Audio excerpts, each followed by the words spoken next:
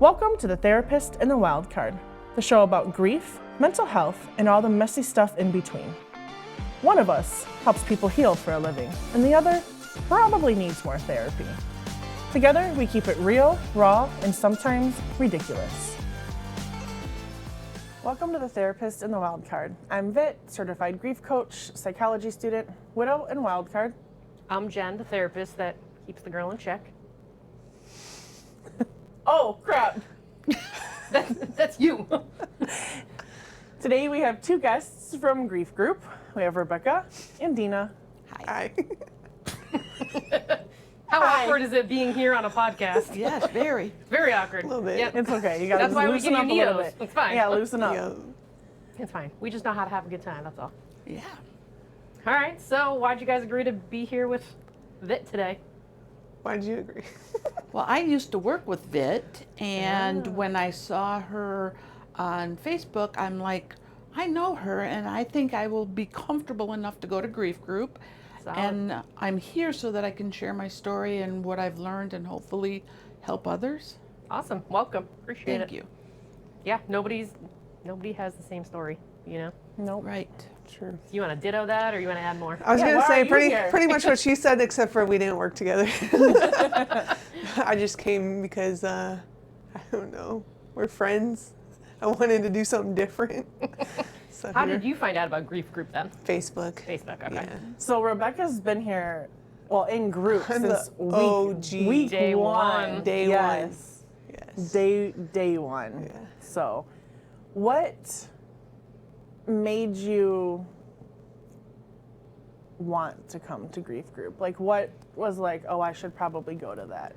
I feel like for like weeks of the weeks surrounding the day that I found your advertisement, I was thinking like, damn, I'm like really lonely. I feel like the people around me are like a little bit, I don't know the words I'm looking for. Like, they're not understanding fully what I'm feeling. Yeah. And so I was going to start looking into therapy and stuff. But therapy never worked for me in the past. I only tried it once. Not going to lie. But Honesty is the best policy. yeah. But I don't know. I was like, I need something because I was crying every single day, like all day over my parents. And it was just getting to the point where I'm like, I got to do something about this. And then all of a sudden I go on Facebook and this pops up. And I'm like, okay, I'm going to go. But I was scared because I thought it was going to be one of those stereotypical like movie grief group things where everyone gets together in this weird room and they got like cookies and tea over in the corner. And like everyone's like, hi, like I'm Ashley, my mom died or something like that. And I was like, when I saw how it actually was going to be, I liked it because it was so chill and not like Good. weird. So we need to add cookies, tea and coffee in the corner, and name tags. Yes. Name Right? Oh, Name yeah, tags. name Hi, tag. my name is. Hi, my name is Ashley. Everyone's always like sitting in a circle in the movies, like, Right? Yes, Yeah, that's what yeah. I thought. Cookies Everyone's going to be and- crying in a circle. I just didn't want to be part now of we're that. just crying in a rectangle. Exactly. Problem solved. Problem solved. Yeah. All right. Well, one of the questions was, were you nervous walking in? How, and you kind of addressed it. Were you nervous? I was petrified. Oh, not even nervous. I don't like to cry in front of people, but we were told from day one you're not allowed to say sorry for crying. Yep. And I think I probably used at least one box of your tissues, if not two, since then. Cool? Mm-hmm. Yep. She said you came in one time the day after grief. After Grief Group, and the trash can was open, and there's like 3 empty boxes of tissues, and I was like, oh, Grief Group happened last night. Must have been a rough night. I think that was the night that we had like the 20 people and we had to move our chairs around. Oh, yeah. Yeah. What expectations, if any, did you have for Grief Group? Or did you come without expectations? I thought it was going to be awkward. That was like the So you number one expected. expectation. Yeah. I thought it was going to be really weird. I thought I wouldn't come back. Oh. Yeah. Okay. I thought it was going to be like a one and I don't like it, it's done situation. Did you? I mean, you're kind of on the younger side, probably in group. Yeah. Did you feel like you were going to be kind of like in a different space than other people in the group since you're kind of younger and that kind of thing? Or like, I didn't think about where I was going to fit into the group. Like, I just showed up and was going to see what kind of people were there. it's going to be weird no matter what, so here we go. Yeah, I'm not going to lie a bit. I thought you were a lot older in your picture. And I was like, oh, this is like some grown lady. Like, she's running the group. You're not even a grown-up. Yeah, I know. And then I saw you and I was like, oh, she's like close in age to me. So, like, yeah. Unlike me, they remind me every week that I'm the old one. Shame But we on laugh you. about it. We laugh. Her. We laugh about it. Oh, It's all damn. good. How'd my needle end up over there? Rolled. It rolled, yeah, we saw it. I didn't. Dina, did you have expectations coming in? Like, you did, I sort of. hoped that it would work because I knew that I needed more than the every 2-week therapy appointment. I needed to find a purpose in order to move on every day. Mm-hmm. And yeah, I needed to get out of my box that I had built for myself. Yeah. So yeah, and it all worked out wonderful. So Yep. Excellent. What did you expect for grief group on day one? Yeah. Thought nobody was going to show. I don't know what I expected. I remember you being nervous, yeah. Because, like, I didn't know. Like, you know what I mean? Right. Like, Yeah. and then what I had envisioned, just, it's not how it went, which is fine. Right. It was just, just different. Like, I thought we were going to have, like, a laid out plan each This week. is what we do. And, like, no. Like, they just want to talk about their people. Like, we're just now adding in, like, prompts. Okay. Because we kind of have, like, a steady group now. Okay. So, yeah. All right. I ask her. Do you want to let them, like, share their stories and then we can... Yeah. Who wants to go first? you want to go first? Do you want me to? You always go first in group. Okay. I'll go first. We'll let you go first. Team players. January. Oh Jesus! Here we go already. I'm gonna feel like other people. Quite all right. January 2025, January 11th, I got the phone call that I never thought I would get from my brother, Jason. Can I say his name? Is that okay? Yeah, absolutely. That our dad had passed away. He had been sick for like 3.5 years and kept bouncing back. So we expected him to come home from the rehab center one more time. Okay. And he was due to come home on Monday, and that was Saturday. So that threw us all for a loop. Then 6 weeks later, my brother, my full brother, Dustin, was diagnosed with stage 4 pancreatic cancer. Wow. Between my brother and my dad, I realized that life is too short to continue down the path that I was on. And on Memorial Day, I left an abusive relationship after 14 years of marriage.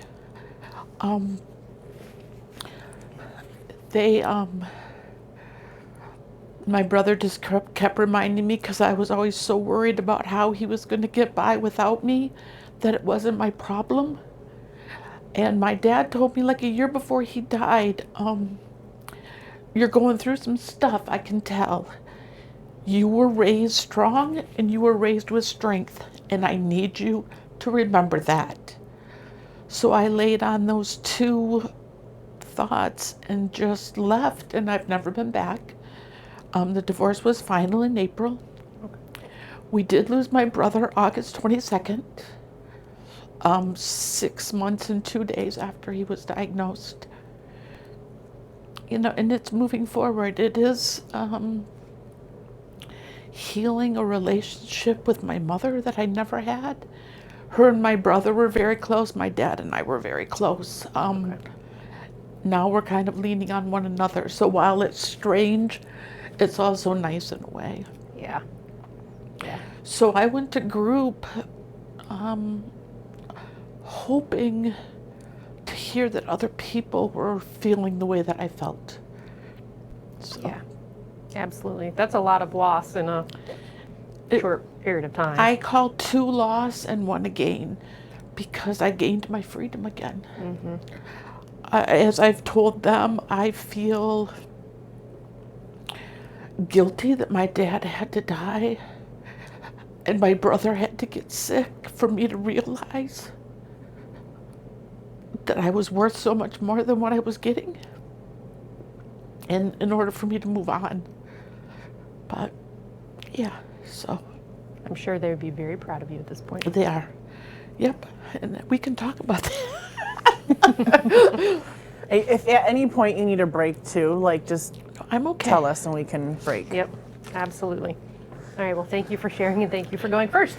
Yes. Yeah, thanks. So like rip a minute up there. Rip it There you off. go. Yep, yep. All right, Rebecca.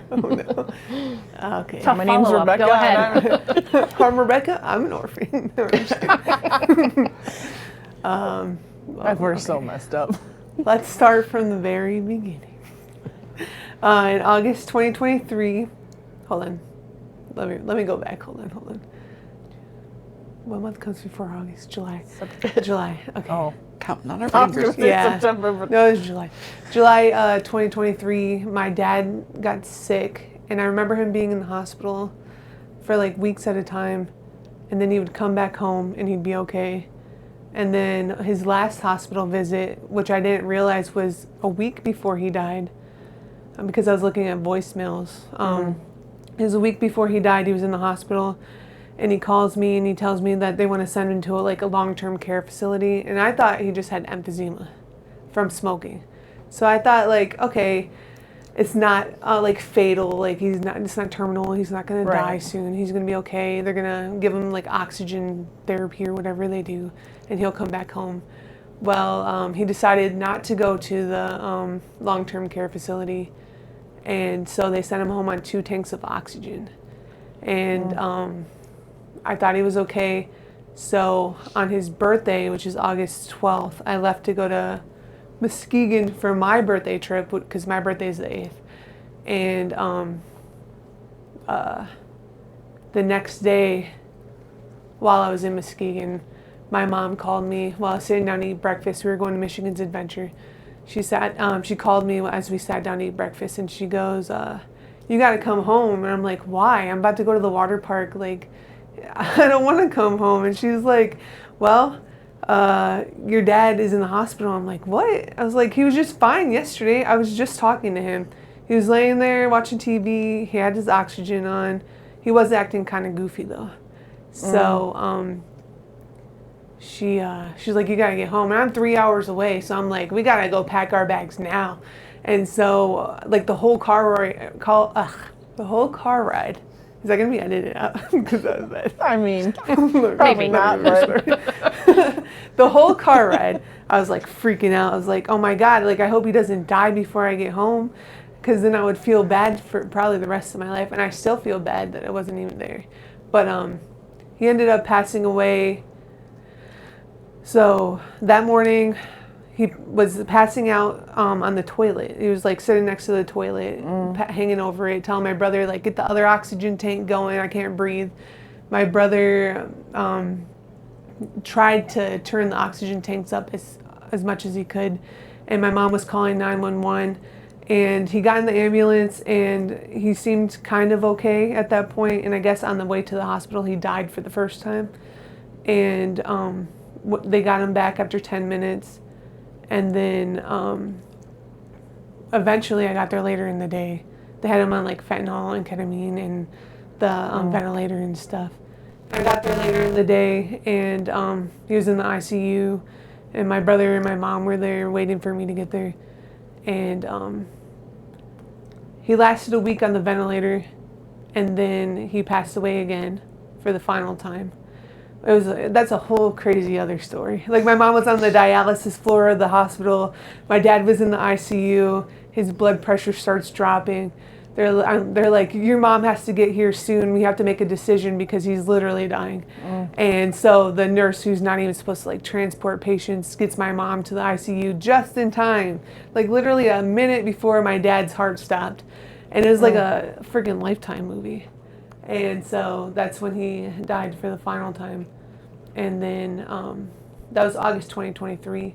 November 2023, my mom was complaining that her shoulder was hurting all day. And I thought it was just her dialysis port. So we gave her a pain pill and a gabapentin, which usually she didn't mix those two. But she took that night. And me and my brother went to sleep. My brother heard a weird noise coming from her room, and he ran in there. He's like, "Rebecca, you got to get in here right now. Mom's doing something weird with her arms, and like her eyes are rolling to the back of her head." And I run in there, and I didn't know what was going on. I thought she was like overdosing on her pain medicine or like having a seizure. And I just remember like immediately calling 911, getting ready to do CPR on her. And they're like, "Don't do CPR on her. She's still breathing," which now I know you don't do CPR on people that are breathing. For the people at home. Keep that in mind. But I could hear throat coming up her like air passage or her throat or whatever. And so I rolled her over just in time, or she would have choked on her puke and probably died right then and there. But the cop comes in. I'm like, "She took pain pills." The cop's like, "Yeah, her pupils are dilated." I was like, "Maybe you should Narcan her." Me and her dropped my mom to the floor. Me and the police officer dropped my mom to the floor. I'm like, "Sorry, Mom." She was like, "I don't know if you can hear me, but I'm sorry." And like, while I was waiting for the ambulance to come, they passed our house. The cops come, and they found our house, thank God, because she starts Narcanning my mom. But during the whole process of me waiting for them to come, I'm like screaming at my mom, like, "Don't die. If you do die, everything's going to be okay. I know exactly what to do." Because she was always worried that if she died, like, what's going to happen to me and my brother. And I'm like, "We'll take care of it." Like, I'm trying to give her as much comfort as possible because these could be like her last minutes. So we drop her to the floor. She gets Narcan 2 times. They're like, "I can't find a pulse." My brother comes back in from getting the ambulance, and he's like, I'm like, "I think she's dead. I think she just died." And he's like, "What?" So we're like walking around the living room crying, and they must have got a pulse or something. It turns out from not having I think she did have dialysis. I don't know. But her skin was so swollen that they couldn't feel the pulse. So they thought she didn't have one, but she did. And so they get her in the ambulance, and then we get to the hospital. My brother made it there before the ambulance. That's how fast and scared we were. They're like, we sit in that in the waiting room for like 30 minutes or an hour or something like that, and then they pull us into that little family room. And I'm like, "Here we go. They're gonna tell us she died." And we get in there, and the doctor's like, "She's got a really bad brain bleed." And turns out her brain was bleeding all day. That's why her neck was hurting. She was having a stroke. She did have a stroke. And that turned into like 6 months of her living in rehabs and hospitals, and just like a huge cycle of hospitalization and like all these other problems that came with being on the ventilator. Like she needed a trach. I had to make that decision. Do I trach her? Do I let her die? She always told me if she had brain activity to let her live. So that's what I chose to do. And she ended up living for another 6 months. And then one day we drop her off at dialysis. Totally like normal morning for what normal could be at that point. Right. And as soon as I get home and sit down on my bed, the tech calls me, or the nurse calls me from the dialysis center, and she's like, "They're doing CPR on your mom right now."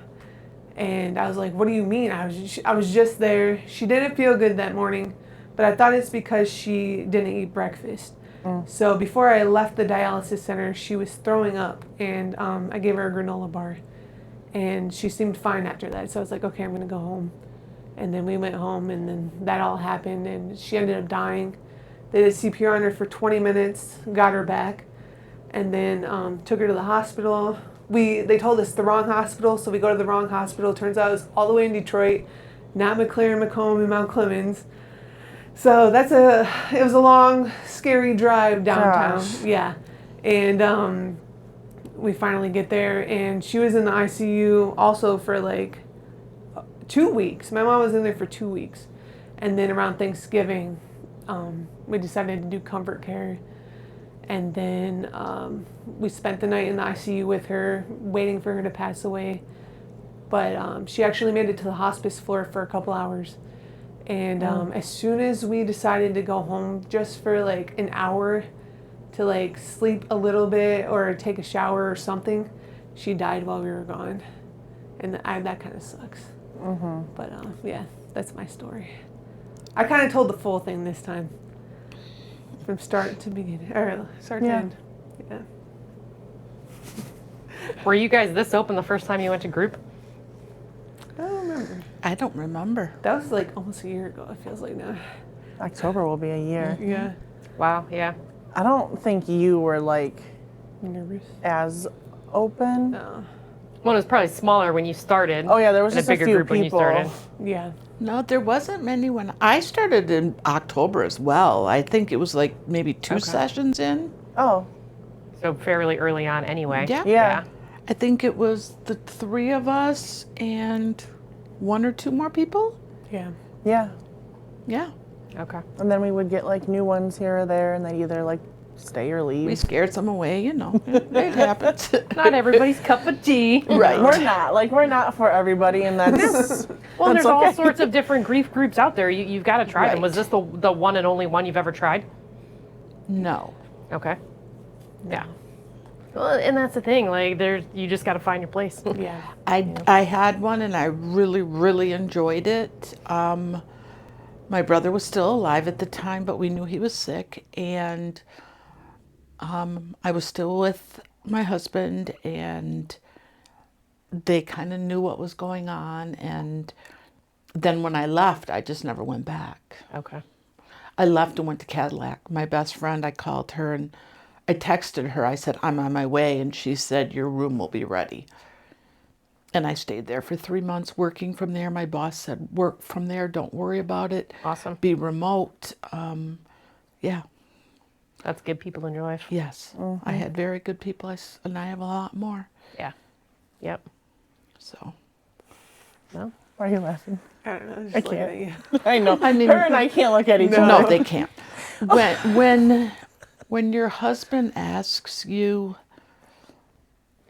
why you're crying, and you say, because my dad died and my brother's terminal, and he says it's called life, put on your big girl panties and move on. You know it's time to go. Yeah. It took me not long after that before I realized I don't have the support right. that I deserve. Right. So, and then my daughter, a month before I left, said, Mom, I know you don't like to talk about this. That's not her father. She said, I need my mom back. I need the mom who raised me by herself with the help of her father, which they call Pa, with the help of Pa. And you have become a shell of a person. You walk on eggshells. You're doped up on Xanax all the time. I need you, and your grandkids need you. And it really hit hard. Yeah. That really hit hard to know that I was affecting her and the grandkids that have always been my whole life. Yeah. So, yeah, it was very scary. Yeah. Took a lot of courage to make that Yes. step. And what did you say, 14 years? 14 years. Yeah. Yes. Yep. He was a narcissist, and he was bipolar who refused to take medication. And, you know, it was never physical abuse. It was every other abuse you could imagine. Right. Where sometimes I would wish it was physical. So they could see the bruises and know that Right. I was for real. So, yeah. Yeah. I think we talk about that a lot at group. We talk Yeah. a lot about my divorce because it was traumatic. For sure. Are you, not to be the therapist here, but are you still in therapy? Yes. Okay. Yes. Spoken like a true therapist. Like, I don't mean to be like, Yep. She's But- actually out on maternity right now, but we've got a different person Okay. that knows my story, and yeah. Oh, So, interesting. yeah, be interesting to get a different viewpoint. for sure. For sure. What's wrong with Why are you you? laughing? Just looking over at it just makes me laugh. We need to start doing what they are doing. Just start laughing, please don't rolling believe our me. eyes, you know? So, yeah. Okay. May I borrow your pink highlighter? I mean, my pink highlighter, please? Wow. Wow. She went there. Seriously. I'm writing down a topic that I thought of for another episode. Continue on while I'm writing. So it's going from camera to camera. Nailed it. Steve, if you also want to like let us know when you think a good pause is, because I'm sure this will be more than one episode. Yeah. Okay. Oh, wow. Ooh, we get 2 episodes. Probably 3. Yeah, Yeah, I I was- want to talk. I was gonna say it might be a few. Sorry, guys. My story was so long, longer than usual. Did you say sorry? I We're don't even not think your allowed to story say. was that long. No, it No. felt like I talked forever. No, I think it was like a few minutes. Yeah, it's not bad. All right, good. I mean, the entire time we've been here and playing with mics has only been like 30 minutes. Oh, really? Oh, Yeah. wow. Why does it feel like 2 hours? It's because like the pressure is on. Yeah. Like you're like, I yep. forget how to talk. My leg is going numb. It's fine. No. You have any questions so far? I've already asked. Okay. I have a couple. Oh, boy. What do you remember most about the first few days after your, well, you got multiples. Your loss is. Yeah. Why you gotta take us back there, bro? Welcome Now to I the wanna therapist in the cry. wild card. Well, I mean, if you like, we can pause. No, we it's can okay. switch questions. Like, Or you can just tell me to fuck off. I'm not answering that. It was like it was like a what now feeling. Like, what do I do now? Like, I was so used to going home and then having to go wherever my mom was, whether it was a hospital or the dialysis center or wherever she was, is like, now I'm home. I'm like, there's nowhere to go anymore. I'm just home. Like, I don't have to go get her from anywhere. She's not coming back here. I don't have to, like, take care of her anymore. So I didn't know what I was going to do. Yeah. And I was also in hustle mode because I was like, now we got to pay some bills and stuff. Not that. Right, because you weren't working. You were taking care of your mom. Yeah, my mom was my job. So I had to quit the caregiver job. And then, like, I started hustling on Facebook Marketplace. So I feel like the first couple days, it was kind of like, it was like a what now, but also, like, it was all put on the back burner because I was like, I got to take care of some shit. You were like in first. survival mode. Yeah. Because I was scared. Literally. I was scared, yeah. Because my mom was my stability. Like, whether I had jobs or not, whether I was in school or not, Yeah. I always had mom there or dad. So once I lost that, I was like, damn, it's just me and my brother now. Yeah, it's a very surreal feeling. Like, your everyday routines are just Yeah. taken away from you. It was a lot of job hunting, and like we had already paid bills for like I think that month. Okay. And I was just like, I felt guilty just like being at home every day. I was like, I can't sit here and enjoy my cable or my lights because I'm scared it's all going to get taken away. Oh, Yeah. interesting. And then like trying to find jobs is just like so hard for the last couple of years. Like the job market just sucks. So it was like scary.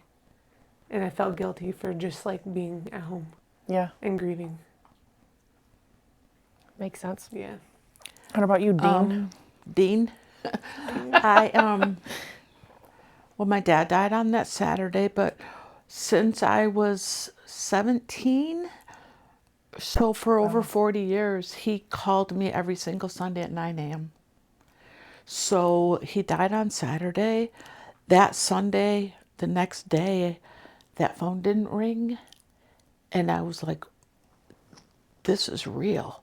I thought yesterday was just a bad dream. This is real. A couple cousins called me later in the day.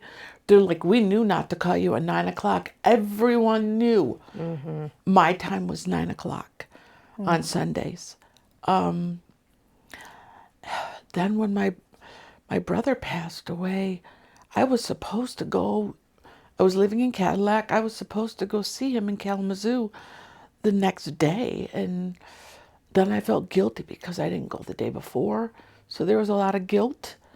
With my dad, it was, maybe I should have went to the rehab center the day before and stayed the night. Maybe he would have been fine. You know, maybe. I spent a lot of time being angry. I was angry at God. I was angry at family. I was angry at my life. Just angry that he was gone. So, I mean, my brother, I I was grateful that he was gone because he was suffering so bad. My dad, I was shocked. So, yeah. Do you do anything at 9 a.m. on Sunday mornings now? Or did you have a ritual that you engaged in? No. No. Sometimes I will listen to the voicemails that I have saved so I can hear his voice. Yep. A lot of times I do nothing. Yeah. It just depends on my mood for the day. Right. That's how I got to level 17,000 and some on Candy Crush. Don't forget. That's insane. I'm like 313 and I'm like proud of myself. Yeah, I spend a lot. I do spend way too much time scrolling. Yeah. Oh, same. I think it's just, I don't know. It's the one thing that just. You can go I play mind dead. stupid games on my phone. Like, Yeah. I don't even scroll like Facebook or Instagram. It's just like, I don't know. I have a few games that are stupid, but they just allow me to like not have to think about Right. Yeah. stuff. Yeah. So yeah, I get it. I mean, I'm not on 17,000 of anything, but You could be. Exactly. I'm proud of your commitment. Tips by Dina.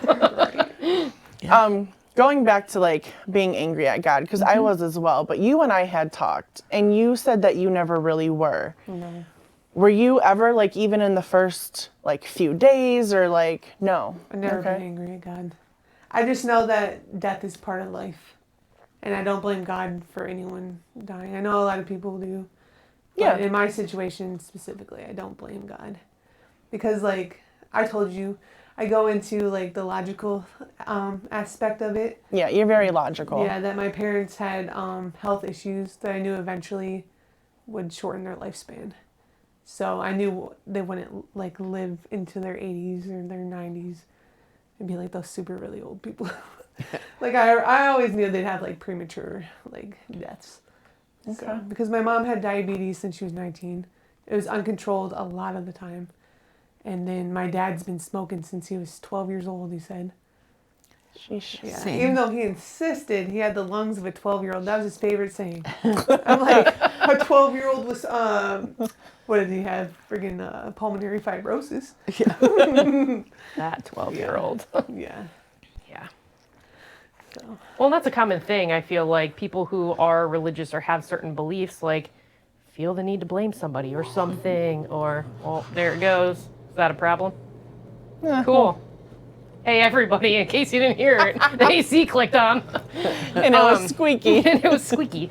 So, but yeah, like, that's like a legit thing we tend to blame. I questioned if there was even a God, because like, Right.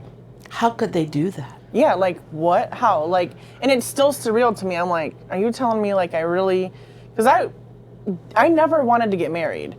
Like I just wanted kids. How they came, I didn't care. Hello, But- Nanny. That's a whole other story. But so it was like, did I really like find my person, get married, and then You're just he taken. died like just suddenly? Like, yeah, I questioned God. I still do sometimes. yeah. I still get mad. I've always been like raised in like being too scared to question God. Oh, Yeah. I love that for you. Yeah, like I mean, you're supposed to like. I was taught to fear God, so like to question Him, I feel like would go against what I was taught to believe. Oh, If so that was makes I, but sense. apparently I'm a rebel. I'm too scared because then I don't want God to be mad at me for being mad at Him, Yeah. and I don't want worse things to happen in my life. Yeah, no, that makes sense. Yeah. Yeah. Do you go to, sorry, go. No, sorry. I was gonna say Christian fear is a real thing. Yes. So do you go to church regularly or actively Um, engage in religion or? After my dad died, like I hadn't went to church since I was like probably 12 years old. After my dad died and my mom had a stroke, I was like, maybe I should try and get closer to God. So I tried to go to a Lutheran church, Okay. but it was too, I didn't like it. Okay. So I left. And you never tried again? No, Okay. I thought about doing like online church or something like that, but I feel like church doesn't make my relationship with God stronger. It just like, it feels fake to me to be there. Yeah. I don't know Yeah. if that makes sense. Like performative. Right. Like I'm not Oh, really yes. into what the pastor or the priest or whoever's preaching I'm not into what they're saying. I'm kind of just like hearing messages. Like a lot of the time I don't like relate to the messages. Yeah. So I feel like it's better for me to just have my own internal relationship with God. Like I pray every night before I go to sleep and stuff. And like thank him every single day for everything I do have. Like I'm never like mad at God for what I don't have anymore, like parents. I'm happy that I still have a house and a car and a job and food. So like I try and focus on positive stuff when it comes to God. Yeah, I love that outlook and perspective. I wish I could be there all the time, but I'm not. Yeah. It's hard. It is. It's not easy because it sucks. Yeah, my aunt said to me, she said, Dina, how can you be mad at God? He gave you 3.5 years that we didn't think we were going to have with him. It's not long enough. And I'm like, yeah, but he took him from me. Right. Yeah. He took him from me. It was that simple. Yep. And I know when my brother got sick, my mom, who was very religious, begged God to take her instead. And I did the same thing. Yeah. I said, please let Dustin live. Take me. Let me be with my dad and let my mom have him. Yeah. But it just wasn't meant to be that way. So, yeah. And that's a wrap for the therapist and the wild card. We'll be back. That's a wrap for the therapist and the wild card. One of us brings the therapy and the other brings the chaos. Together, we'll be back with more laughter, healing, and everything in between.